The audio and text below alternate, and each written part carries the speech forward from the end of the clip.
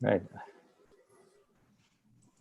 So good morning, good evening, good afternoon, depending on wherever you are.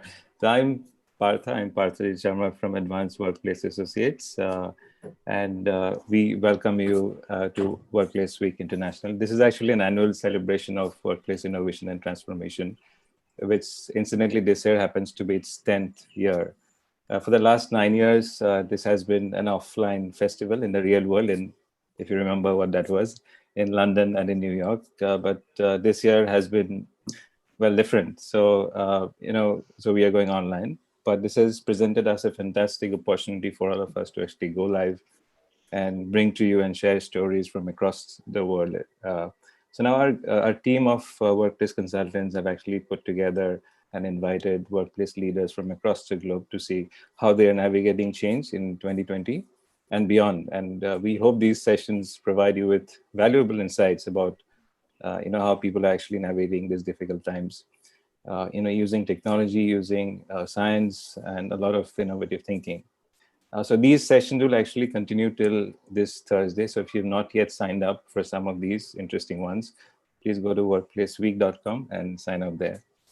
So besides this kind of a session, there are also cornerstone events, and there are some virtual tours of offices as well. Now, Workplace Week has been a philanthropic event. All proceeds that are collected through this goes to our charity partners who are BBC Children in Need, Make-A-Wish Foundation, and I Have a Dream. So this event that you're seeing, this is actually kind of, HNI has actually, donated in bulk for us, and we really thank you for that, because these are difficult times, and to ask for donation itself is something that is very difficult to imagine these days. So thank you so much for the entire team at Bristol, and I'll stop here and I'll pass on the mic to Michael from Bristol. Sorry, from HNI, yeah. Sorry about that. No problem. Thank you, Partha. I'm Michael Henningsen. I'm the Director of Global Accounts and Workplace for HNI, and I'm based in Singapore. And I'll be guiding the discussion today. So to say we're living in a time of unprecedented change, business as unusual, as our hosts AWA have put it, it's a bit of an understatement. But we propose looking at this from a different perspective that changes the way we conduct business, the way we work, create community, develop workspaces that were coming anyways. The nightmare that is and was COVID has in some ways simply forced us to get there faster than we expected. So as we're learning that, to succeed in the now normal and future normal, will be required taking a more holistic and less siloed approach. And so today we've assembled voices from various areas of workplace, support and considerations to discuss this overlap. So our discussion today will focus on what that could look like when we take a more holistic approach. So on our panel today, I'd like to introduce, we have Dr. Lauren Gant, who's Human Factor and Ergonomics Manager at HNI. Lauren's background in biomedical engineering allows her to apply human factors and ergonomic principles to design of office furniture and to research emerging trends in the office environment. Lauren's an adjunct associate professor at the University of Iowa and is a member of the Human Factors and Ergonomics Society and is a certified professional ergonomist. I can never say that word. Thank you. Granted by the Board of Certification in Professional Ergonomics. Lauren is also a well-accredited professional and a Fitwell ambassador and is qualified to provide guidance regarding health and wellness in the built environment. So welcome, Lauren. Next on the panel, we have Raj. I should have practiced your name ahead of time, Raj. That's okay. Krishnamurthy, one of the founding partners and CEO of FreeSpace Workplace Fabric. He has great experience of delivering work solutions for the workplace in his previous roles with big global organizations. He balances his passion for technology with creative value-based solutions that sustain for the long term. He's an expert in user-centric thinking solutions and systems. Raj is deeply committed to customer success and is passionate about cultivating selective, deep, and global relationships. Welcome, Raj. we have Eric Johnson, who's part of H&I's Workplace Advisory Team in the US.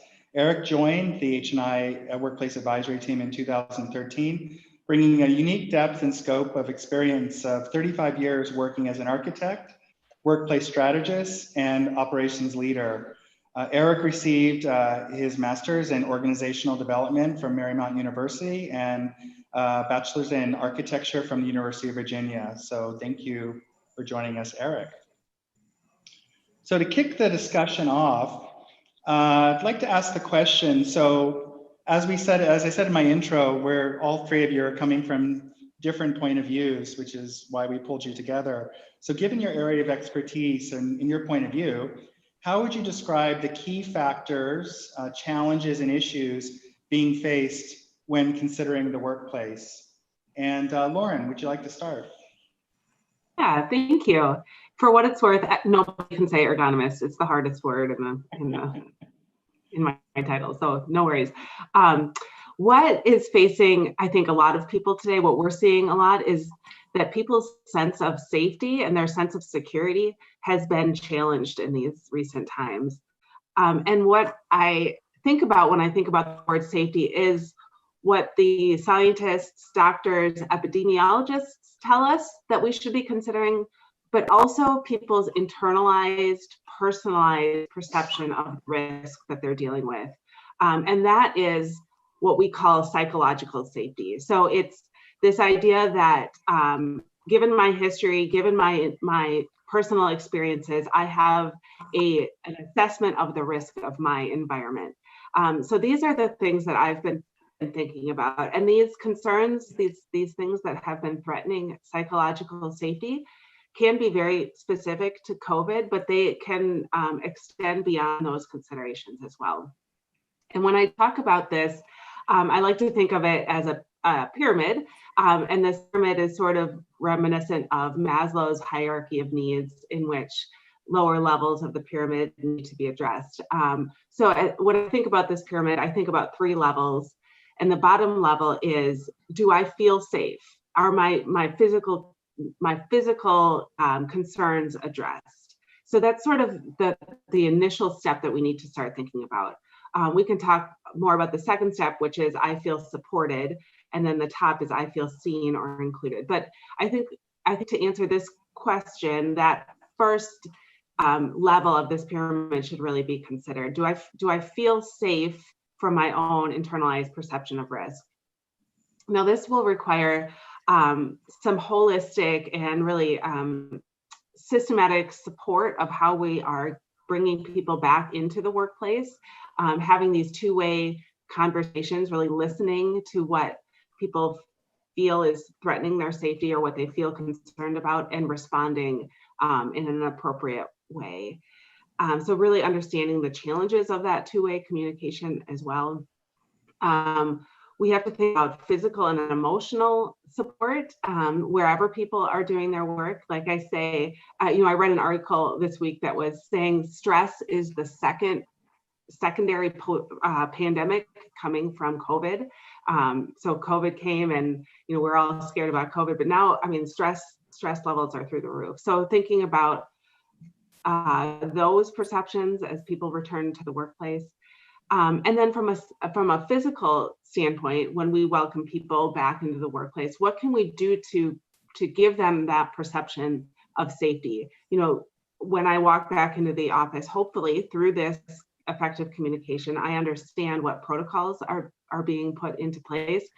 But hopefully I also see that the lighting, there's biophilia in the office. I feel like my needs are being met from a barrier perspective, if that's required, or a masking perception, if that's required. And I feel like I have some sense of control over my personal safety in the office as well. Pause there. Oh, Michael, you're on mute still, I believe. So Eric, what about the physical workplace? What are the considerations there? Okay, thank you, Michael, and it's a pleasure to be here. Building on what Lauren said, from a physical standpoint, as I see it, we're looking to understand how we can balance those needs for safety with the needs for adaptability and what we're calling effectiveness. And organizations I see are looking at this in two time frames is the way I would say it. One is the more immediate time frame, which is bringing people back to the office. That's more current, if you will. And then longer term, what are they going to do from a longer term standpoint? And when we talk about safety from a physical standpoint, safety has always been a key factor in thinking about the workplace. But as I put it, it's always been somewhat tactical. It was about not falling out of the chair or not tripping on the carpet. Today, safety is a significantly more personal issue, like as what Lauren was saying. And quite literally, if things are not safe in the workplace, or if cleaning protocols are not put in place, if social distancing isn't maintained, and people aren't controlled how they are meeting with different people, one could quite literally get very sick. So it becomes a very personal thing to make sure that you are feeling that degree of safety. And then looking at from an adaptability standpoint, it's most organizations right now are thinking about how do we support our employees who may not be working in the office moving forward, and what does that mean, and how do we then adapt the workplace to support them when they do come back. And that's when I see adaptability there's a different piece of adaptability. It's how do you make the office space itself adaptable. And we're having more conversations today on how that definition of adaptability in the workspace continues to expand. Prior to COVID, we were looking at adaptability in the workplace as having different settings in the office that you could use to get different work tasks completed. Now we're looking at that, but we're also looking at adaptability relative to location itself. And it's not just your home. It could be a co-working facility. It could be flex space somewhere in a hub office around the city. It could be any number of different spaces that we're looking to support people from a physical standpoint and making sure they have the right environment to effectively get their job done. So balancing those two things, that physical safety and how we make sure that is in place, and creating an environment that is adaptable, both for the end user, but then also for the organization, are the things that I think organizations are really struggling to address today. Thank you, Eric. Before I go on to Raj, I just want to remind everybody or let everybody know that you can address questions to the panelists by typing questions in the chat box, and we will try to get to them if we can. So please do avail yourself of that. So Raj, workplace technology, what do we need to be thinking about there? Thanks, Michael. Yeah, so I build on what Dr. Gant and Eric have said already. I think one of the key considerations, challenges, if you may, for businesses would be to minimize the stress of implementing technology at work. And technology invariably brings along with it change. The last thing you want is employees stressed with implementation of a new technology that you want to have. So consideration around that is extremely important. Obviously, the heightened awareness of cleanliness and hygiene and care means that every employer needs to be considering every tool they have in their arsenal to deliver their duty of care for employees, and technology can play its part. There's a lot of examples that we can be happy to share about that. Reflecting on Eric's point again, adaptability translating to flexibility, to not only choice of working environments, also to dynamic situations, the changing needs from a variety of influences, including response to the pandemic itself as it evolves, ebbs and with its ebbs and flows, changes in regulation, changes in policies, changes in constraints that a business has following an incident or an event, and also changes based on evolving experience, that you learn from experience as to what how solutions work for you as a business, and you kind of use that experience to change as well. So change coming from various sources, and how can you have technology that can adapt itself and be flexible as you're going through this change. The usual questions as well: should we invest now or later? Should we build or buy? Should we buy this or buy that, or build this or build that? Those are the decisions that organizations will have to make collectively for investing in technology, no different than any change management activity that used to happen in the past. And obviously therein is the question of sifting through the promise of a possible future solution versus what has been tried and tested elsewhere. So make sure that you do your homework in terms of understanding what technology is there to offer, and the challenge of trying to adapt what is tried and tested rather than somebody who's promising something in the future. But one underlying aspect of it would be very important for businesses to consider, which is to not make any compromises on things that you never made compromises pre-COVID. So privacy considerations, security considerations, reliability considerations, these are must-have for technologies. People are already used to the reliable network connections that they have had sitting at home. There should be that level of reliability in any technology that you implement in the workplace. So, and privacy is paramount. I mean, regardless, the privacy becomes even more important in the times when people are nervous about their physical safety. Like Dr. Gant said, privacy is extremely important to emphasize that you're not putting in technology that's going to suddenly kind of, give away with the things that used to be very important in the past. I would say those are the kind of challenges that businesses are grappling with in order to kind of look past where we are today. Yeah, Raj, so what role will analytics and accurate employee experience data play in the design of space? Yeah, I think this is a very good question from one of the audience, Michael. I think it'll be critical for businesses to use analytics effectively as people come back from a state where everybody is working from home. I think the beauty in the current state of affairs is that the change has been forced upon us. We are starting from a baseline. And there's an opportunity to look at how people come back, as they come back, how they come back, and how they start using the space. If we can gather data that comes from people's actual use and actual behavior, that can go a long way in helping us define where to get to in the medium and the long term. And it is extremely important that we don't extrapolate, because different communities behave differently. You need to have a holistic view of how different communities are using their space and use that to kind of decide where you want to get to in the longer run. But analytics, measurement of how the space is getting used is going to be very important. But I'll reiterate what I said just a moment ago. At no point compromise on privacy, at no point compromise on security. These two things are very important if you want to build trust with people based on the analytics that you're collecting, because that analytics has to drive the behavioral change in the future.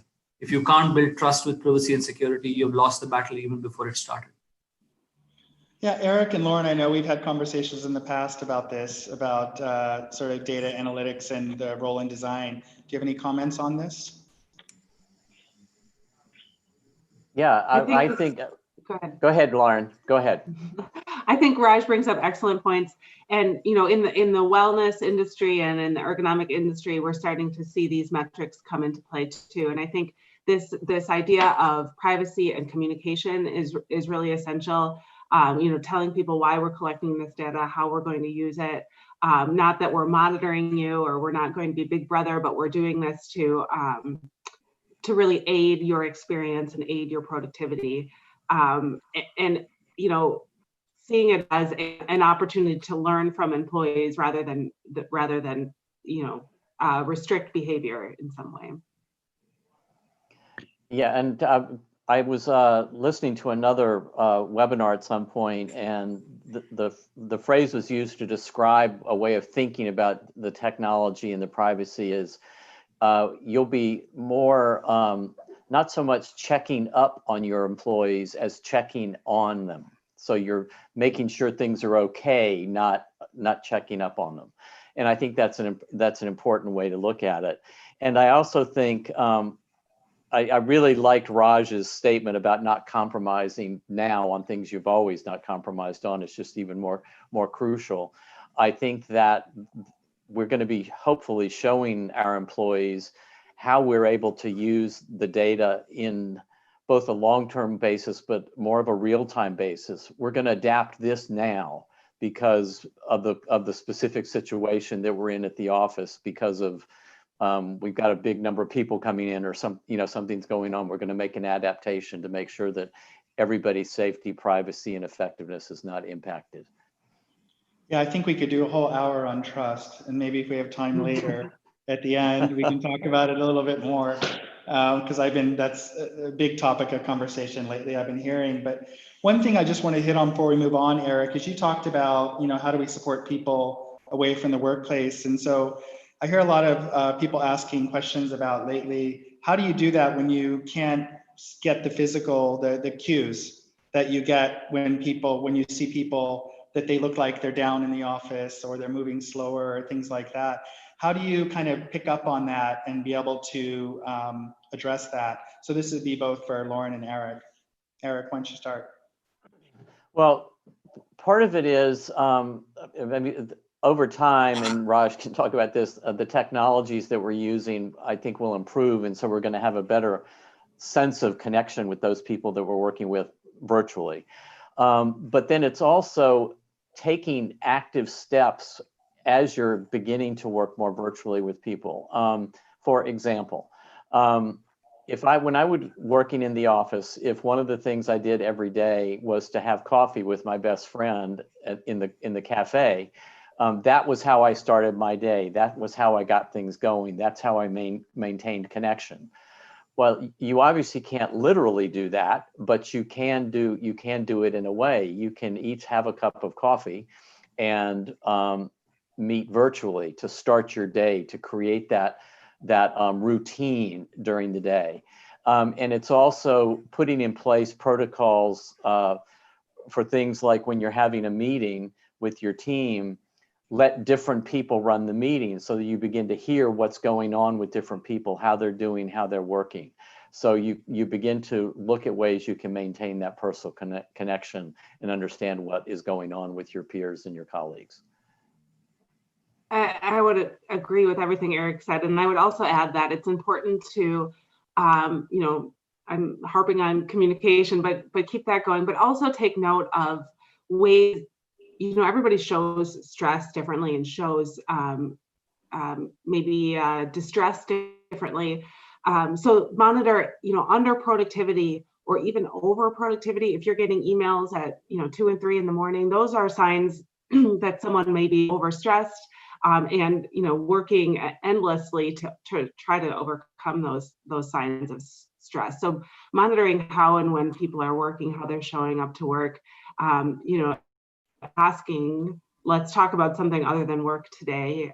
What are you optimistic about? What are you, struggling with? Those are ways that we can try to bridge that gap as well. Thank you.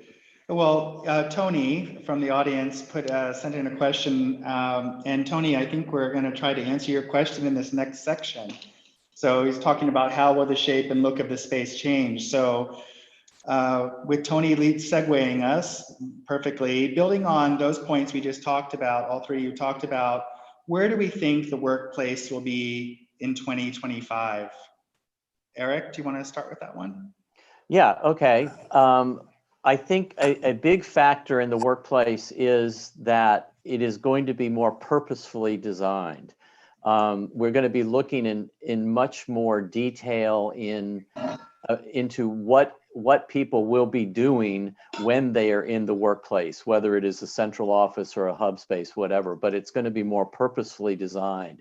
So what we see when people are going to come into the office, it's going to be for more integrated and collaborative and group work, as opposed to coming to the office to spend all day doing emails. And so you're going to be looking at how spaces can support those group activities, but in a way that is significantly more adaptable and flexible, so that we can move things around when we have a slightly different size group of people needing to get together, or to what Lauren was talking about, we may say that the official social distancing is 6 feet, but I feel better when I'm 8 feet away. So I have the ability to back off a little bit, but still be a part of the group. So there'll be that. But then there'll also be a more conscious effort of integrating technology into the space, making sure that the spaces we designed are really designed to support using technology. Just because some of us may be coming back to the office doesn't mean we're not going to have Zoom meetings anymore, because not everyone will be there, or we all can't get into one space. So you may be doing Zoom offices to multiple locations around the office. So I think that's a piece of it. Then it's also going to be, okay, start that sentence again. It's not all going to be in one place. I mean, we're looking at the idea of multiple locations where people could be working. I alluded to this earlier, but I think it's going to be more purposeful and more formalized in the way that's done. Because in talking to clients today, one of the concerns that they're working with when they're thinking about the office moving forward and the chance that people are in different locations is, how do you create a consistent user experience regardless of where someone is tapping in and talking and working?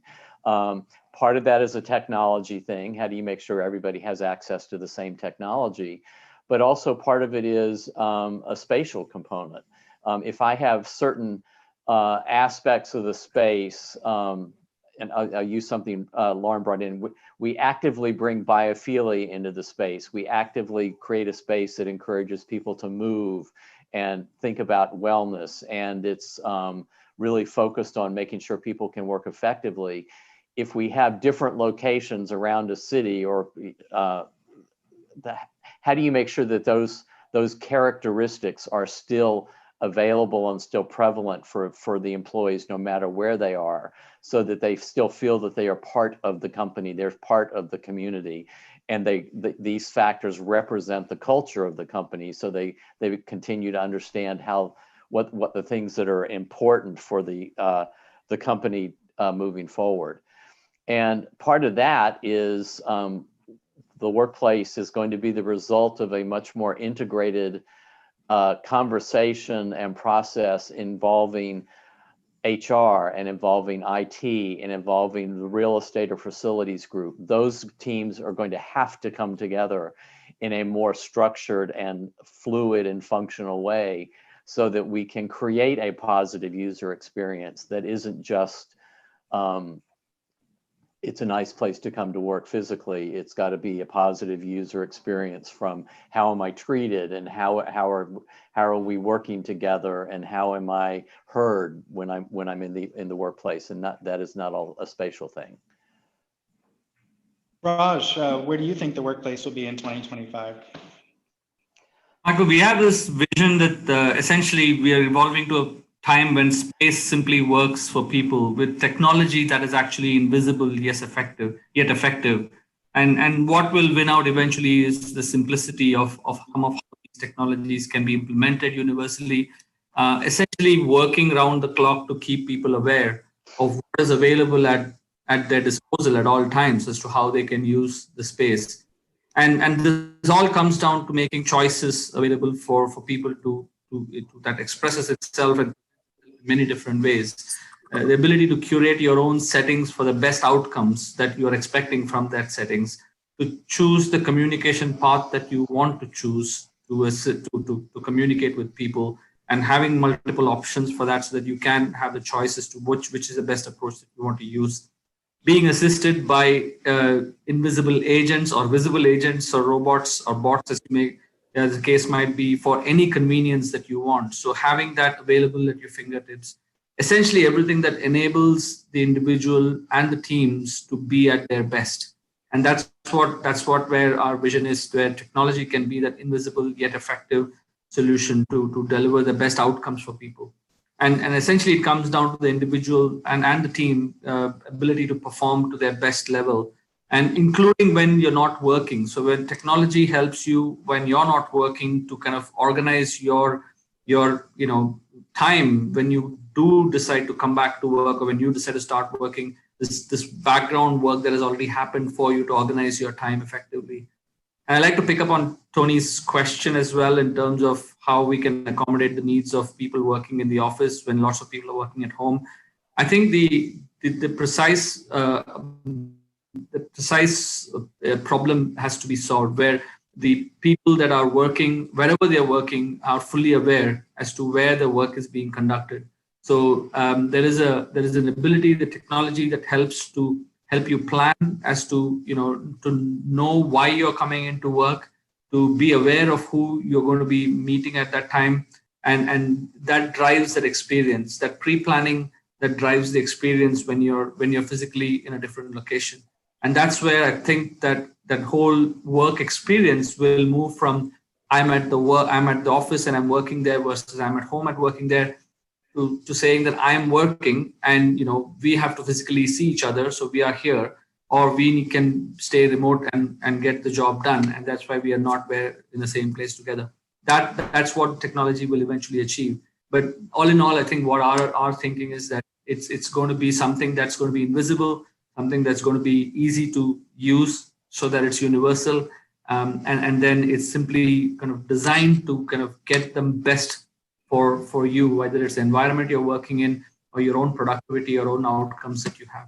And that's the vision. It's not extremely kind of defined in lines of code, but having a vision like that is very useful, because you can obviously write lines of code to get you there for different use cases. But that's where we are. Code all starts in the human brain, Lauren. So what does 2025 look like to you? Yeah, I'm going to sort of echo some of the things that Eric and John, that Raj said. And I think that's why this conversation is so great, is because it's going to take thoughtful consideration of the human, the space, and the technology that support them. So, I mentioned this pyramid, this psychological safety pyramid, and we talked about how the first level is I feel safe. So I need to feel physically safe walking into this space, or working from home, or doing whatever I need to do to complete my job. I think as we progress down this path, what I would love to see, what I'm hoping to see, I think the silver lining would be if we can work our way up this pyramid, or continue to work our way up this pyramid, where workers start to feel more supported as a holistic person, seen as a holistic person, and then ultimately the top of the pyramid would be to feel like they can thrive really in an ecosystem of diversity and inclusion. And what I mean by that is that we're really, celebrating this diversity, this inclusion, and really using it to innovate moving forward, starting to hear different perspectives, starting to really understand, thinking in different ways, thinking from different backgrounds, and really using that to be innovative moving forward. So thinking about inclusive as Eric was mentioning, but also thinking of inclusive policies and inclusive sort of norms in the office as well, and really allowing that diversity to thrive. So not just having representation, but really receptivity to different ideas, unique strengths, unique perceptions. And I think, we were on this path before 2020, and as we are mentioning this time has brought some of these issues to light, maybe more sooner, or maybe right in our face more than we, or sooner than we had expected. And I think this is one of the silver linings we can take away is, as we're thinking about what it means to go back into the physical workspace, or as we think about whatever the new, quote unquote, new normal is, can we think about what it takes to be more inclusive, more equitable in the office? Great, thank you, Lauren. Interesting. Janet, who's watching, had both an insight and a question. So I really like the insight. And so Janet wants to share a positive user experience. She mentioned since June, they're about 35 to 50% back in the office, in the workplace. They were always working all along, Lauren. But she noticed that there is more energy, a visible sense of happiness being together, and also a visible reduction of social distance because the trust is developed. And so she's asking, so that's her observation, which I think is fantastic. I love to hear that. But her question is, what technology are you seeing to safeguard this natural instinct to stand side by side with your colleagues, and at what cost? Who's the best one for this one? I can start off. You start off. Just from a human nature perspective, I think, as we're all back in the office, it is going to, it's going to be hard to fight that old instinct of go in for a handshake, go in for a hug, and we need to be comfortable and confident in our ability to say, I don't feel, I appreciate seeing you, I'm glad we're together, but I don't feel safe doing this, or, please respect my boundaries, and having grace and gratitude for those conversations is going to be super important. And that's where this two-way conversation comes in. I think there's going to be, we're not going to do training once and be done with it. We're going to have to remind employees about protocols and procedures and why we're doing them, and the importance of them as well. And I'll let Raj jump in. Yeah, please, Raj. Thanks, Dr. Grant. Thank you, Lauren. No, I think it's natural to have that enthusiasm of seeing people after a while, and I think we went through that kind of phase ourselves. And what we've seen at clients is exactly that happening, where people kind of drop their guard, if you may, and start interacting. Natural for people to do that. There are several kind of technologies that can be kind of quite intrusive, but at the same time not in the face, if you may. So one of the solutions, the recommendations, is to use kind of digital signage to kind of nudge people along in terms of their thinking as to what they should be doing and what they shouldn't be doing. So usage of digital signage can be quite effective, has been proven time and again to be quite effective for people, so that you're not directing it to a particular individual, but you're directing it to kind of the audience as a whole. And you can tune that as you go along to see based on how people are behaving. In clients that we have deployed our technology pre-COVID and even post-COVID, we're able to actually measure the violations in social distancing. If you have any technology that you can do that with, if not, you can talk to us. But if you have that, then using that to give people feedback on how the teams and the groups are behaving. Now we're talking about, flow plates of 500, 600 people at 50%. You're quite busy actually. So being able to take that statistical data and present valuable information to people, saying that, there has been like maybe 20 violations today in social distancing, just alerts people in terms of where they should be, so that they can kind of step back as well. I think the third area of technology, I would say, is really using solutions like engagement applications, like mobile apps, to really kind of use that to transactionally engage with people, so that they are planning their way in, informing people beforehand to expect what they see when they come in is a huge impact, because knowing that the office is 40% full can help me, who is comfortable with that, plan my way into the office, but another person who is not comfortable with that to not come in. So informing people about how busy the space is before they come in is an extremely valuable tool in giving that level of confidence to people that there are technologies that exist. You need to go out and research what you can find, but I would encourage to use these solutions to help when you're at 35 to 50% level. And we have clients that have gone up to 40% before the UK shut down again. So we have some experience that we can share as well. Thank you. So now that we've kind of talked about where we think the vision is of 2025, what do you believe are some things that need to happen or change in order to reach that point? Eric, would you like to start with that one? Yeah, okay, thank you. As I mentioned before, it's going to be crucial that when thinking about the workplace and user experience, that we engage HR, IT, real estate, and facilities together. That is a big change. And for many organizations.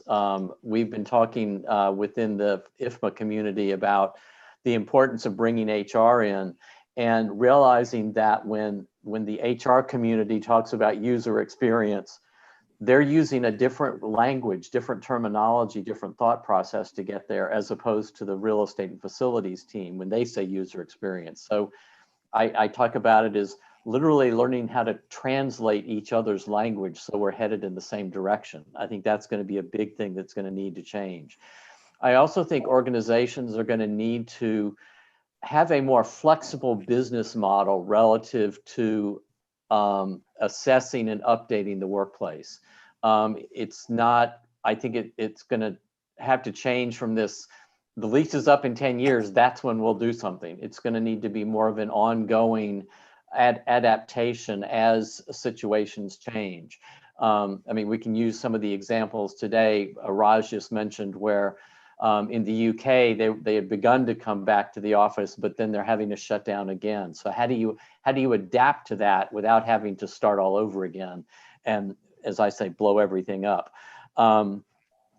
And there's going to be increased transparency in how decisions are made and how the data is used. I think Raj gave some really good examples of how you can use the data in a way that is not intrusive by sharing how it's being used, but the decisions you're making based on that that data are more transparent and clear to the end users. And then one other thing, I was reading an article, and there was a gentleman, Kevin van de Weilenberg, who's the director of the Institute for Health in the Business Environment. He made the statement, "We planned for the 100-year flood. Why aren't we planning for the 100-year pandemic?" And I think that's an interesting question. We have gone through this situation where everything literally changed overnight. And it was incredibly disruptive for business, for people, for the economy, many things. And I think organizations are going to be, I hope, looking at how they can put in place processes, and that includes the workplace itself, that will be more flexible and adaptable, so that if we are faced with another situation like this, and most scientists say that we will be at some point, it's not the earth-shattering, oh my God, overnight we have to change everything. We have the ability to adapt more easily. So I think that's one of the biggest things that's going to change. Things are going to be more readily and easily adapted to accommodate day-to-day changes, but then larger external events that impact how we're working and how the business is running. Yeah, it's interesting. I just hosted an event last week, and we had one of the original master planners of Singapore talking about exactly how city planning was thinking about these things. But we know the principles. If we bring those into workplace, we might have a very more sustainable result, right? Yeah. Yeah, Lauren, what do you see that needs to change or happen in order to reach our 2025 goal? Yeah, I think what we've been, I think what we've been talking about this hour is really that the culture, the place, and the technology needs to support human-centric needs. And I think that only needs to continue. We need to be, end user focused, human focused, and let that drive where we need to go. I think that wellness considerations, being holistic in how we're viewing health and ergonomics, is no longer going to be seen as a sort of a nice to have or a perk. I hope and I believe that it's going to become a mandatory consideration of how we keep people healthy and engaged in their work, and committed to the goal of the company.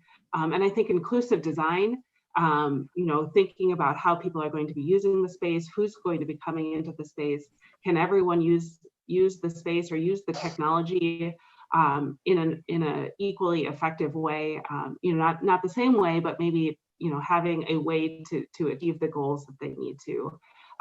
Continue to celebrate differences, acknowledge that through education, through communication, and really see employees as holistic people rather than, cogs in the machine.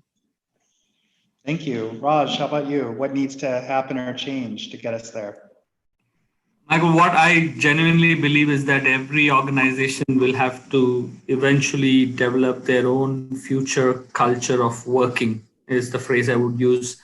We're all starting from the same baseline, but there has been a culture that existed before COVID. There will be a future culture of working for every organization. And it's critical for business planners to have that small defined steps that can take them on that journey to understand the behavior of people that are successful within their business, validate that benefit they're getting, and enable others to replicate that, to build that new future culture of working. And towards that, what I would say is that the world of making big upfront investments and hoping for big benefits in the future is gone. You have to invest in local returns, understand the dynamic of the local organization, and then scale for getting the benefits of their investment. So really kind of to get that on an incremental journey, which is immensely possible as you move from 10% to 20% to 50% kind of occupancy. One of the key things is going to be sponsorship from the senior most people in the organization. Staff normally follow what the CEO practices. So sponsorship from the senior most levels in the new way thinking would be extremely important. Getting that consensus among the critical minority of your senior stakeholders, absolutely important. Those influencers within the business that can deliver the future for the business. And again, planning for flexibility. I think it's been repeated a number of times. If nothing can be set up for the future, surely flexibility can only help. I think the point is that by helping you yourself become more flexible, you become more resilient for the future. And that's the message that I'd like to leave with, basically, that wherever we are getting there, we need to go through those journeys of becoming more flexible, becoming more ready for the change that is inevitable. And we'll get to that 2025 that we all dream about. Yeah, I think what you were just saying something a second about sponsorship and critical minority, and it was thinking me back to what Eric was talking about with sort of the integration of HR, real estate, IT. And so Eric, what, expanding a little bit more on what you were talking about, how do you break through those silos, right, within the organization, and where do we see the challenges are going to be with that integration? Well, part of it is facilitating some very candid conversations between the different groups, so that you, as I said before, so that you understand how people within real estate are talking about the workplace as opposed to this HR, for example. I mean, I've had conversations with organizations, and in bringing that, when the HR team is brought into the discussion, they didn't even know that the real estate and the facilities team thought about user experience. Now, when you sat down and started talking about it, they understand, oh yeah, of course you do. But their definition of user experience is very different than the definition that facilities uses. So it's literally sitting down, I believe, as a starting point, and having those conversations so that you're starting from a consistent level. That's going to take some major organizational changes. A lot of organizations are very, very siloed, and we're going to have to see how that can be broken down. But I think as we become more human-centric in the conversations about work in the workplace, as Lauren has alluded to, I believe that begins to break some of those silos down, just because of that different focus moving forward. And in order for us to be successful, that's going to have to happen. But it's going to take some challenging conversations, I think, to get it started. Lauren, have you observed anything with talking with these different constituencies over this last period of months? Yeah, I think what I've learned, and it's maybe obvious, is if we can start from a place of we have a common goal, what can we offer to get to that common goal that might aid some of that conversation, and to know that it's not just once. This is not the only thing, not the only conversation we're going to have, and not the only issue that we're going to have to deal with. Today it might be COVID, but tomorrow it's going to be something else, and really establishing those lines of communication and working towards that goal, and knowing that it's, you know, might be imperfect, but we're going to probably have an opportunity to do it again, and keep working towards that goal. And Raj, from a technology perspective, how does that all come together, the soft and the technical? I mean, it's like you has already been pointed out, the decision-making matrix is evolving very quickly. We ourselves, as a supplier, as a vendor of material technology, we are already seeing, of course, IT playing a key role, talking about privacy, security, making sure that the basic requirements are met. But really, the conversation then shifts very quickly to HR. More recently, there is a whole new area of risk that has come in, that people with risk management titles are entering into the fray, saying, okay, even when you're at from 0 to 10%, it's like the risk people that are really keen on making sure that a certain provision is made for people to interact. And then when it goes from the 10 to maybe 30%, HR starts kind of getting interested in when the occupancy goes, when, you know, a larger number of people are getting involved. FM obviously is key, but that happens when the building starts getting pushed, because, you know, you have washrooms that are unsafe after 40% occupancy possibly. Now, it never used to be the consideration when you're operating buildings at 80%, you know, washrooms were managing, because somehow you used to push through everybody through those critical spaces. But FMs are very nervous when it gets to 40% efficient occupancy, because washrooms are getting the bottleneck spaces, leave alone cafeterias and other things that are yet to come, right? So there are people that are got different things in their head when they think about bringing back the operations to the level it used to be, but they all need to participate, and they all need to kind of get involved at the right time in order to kind of bring that experience back. So it's the whole spectrum from, you know, just safe return to, you know, the eventual kind of future culture of working, if I may use that phrase again. You know, there's going to be all the stakeholders getting involved at different times. And just a reminder, this is kind of the last call for questions from the audience. And so if you all have any, this would be the time to do it. But in the meantime, Raj, you talked earlier about the technology sort of helping people understand what to expect when they come in. And I mentioned trust earlier at the top of the hour. Mm-hmm. And so how can technology build trust, or in the opposite, tear down trust as we're looking at this going forward? Well, I mean, there's a lot of way to do things wrongly, so let's put that aside, right? I think we need to focus on how things can happen. And I think one of the things that we have always majored on is it's the simple question: how much do you need to know about an individual in order to provide a service to that individual, right?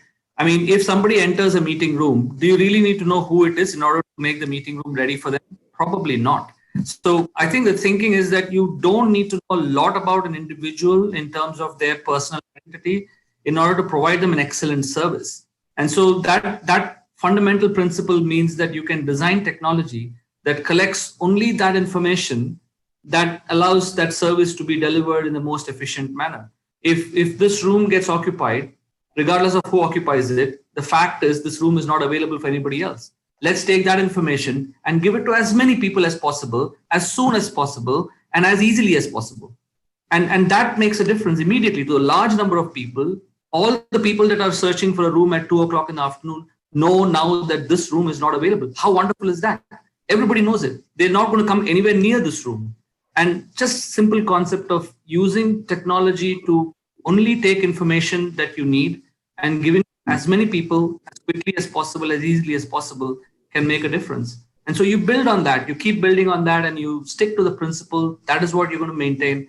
And then, you know, when you have some constraints, you innovate, because as soon as the constraint is clear, you make everything possible to stick within that constraint. That's what Twitter is all about, 160 characters. Boom, suddenly the world is filled with messages. So that is our principle. Really take technology only for what you need it to, and then innovate on top of that. And we've used that repeatedly, and that helps to build trust as well, because everybody knows that, you know, this is all is being collected, and it's very useful for me. So that's the interplay of trust, personal identity, information technology, but I'll stop there because I'm sure there's a lot of implications and questions coming from that. Yeah, Lauren, do you have any comment on trust in technology? I mean, from a psychological safety standpoint, I think Raj brought up some excellent points. You know, do I know what data is being collected about me in the workspace, and do I have confidence that that's being used respectfully and appropriately? And do I know where that's being stored or how long it's being stored? Do I know all of these factors and have confidence that it's in my best interest? You know, trust can extend beyond technology as well when we think about it, you know, a psychological safety.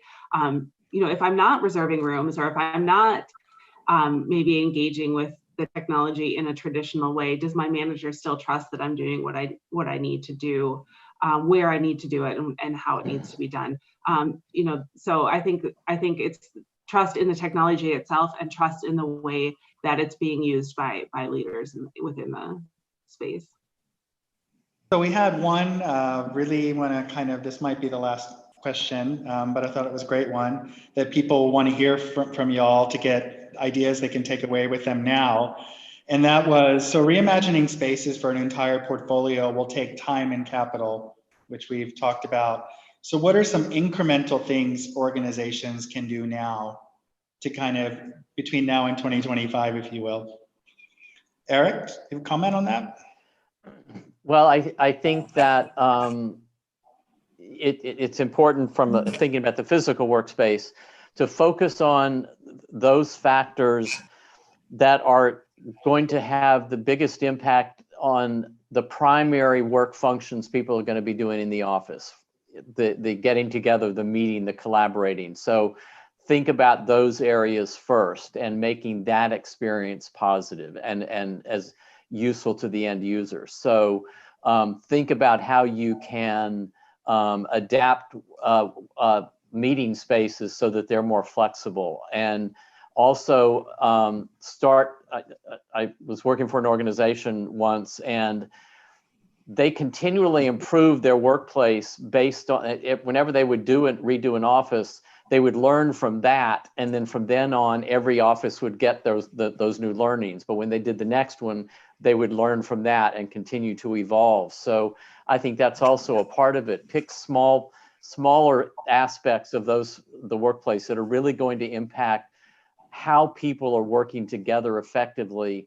Think about that, but then learn that as you move across space. Learn from that as you move across from location to location. And then begin to look at the bigger factor that is going to require additional time and capital. Raj, you got a 30-second answer to this one? A lot of 30 seconds answers. I think the key thing is to have a plan, depending on where you are. Are you 10%? Are you 20%? Are you 40%? Have a plan for each of those stages. See what the occupancy is likely to be. Design your occupancy to accommodate that. Incorporate the social distancing plan with the level of flexibility using your existing floor plates. All these are answers that we can talk about. Depending on which part of the evolution you are, there are considerations to get it to the next stage, if you want to get to the next stage. And that's something that, you know, it's a longer conversation, obviously, but planning is what is going to make the difference. Lauren, you have a quick one, 30 seconds? Yes, I would just say, think about how stressful the environment will be or will be perceived. You know, avoid red caution tape if you can. Think about, you know, maybe something a little bit less stress-inducing, or think about implementing plants into the work environment. That's great. Well, thanks everyone. Thanks to the audience who participated in giving questions. Thank you to Lauren, Raj, and Eric for a lively discussion. And yeah, I really learned a lot. I have like a whole nother half dozen questions, which I'll talk to you offline, all of you. But thanks again for joining us. Thank you for supporting Workplace Week and AWA. And hopefully we can do this again sometime. Thanks, Michael. Thank you.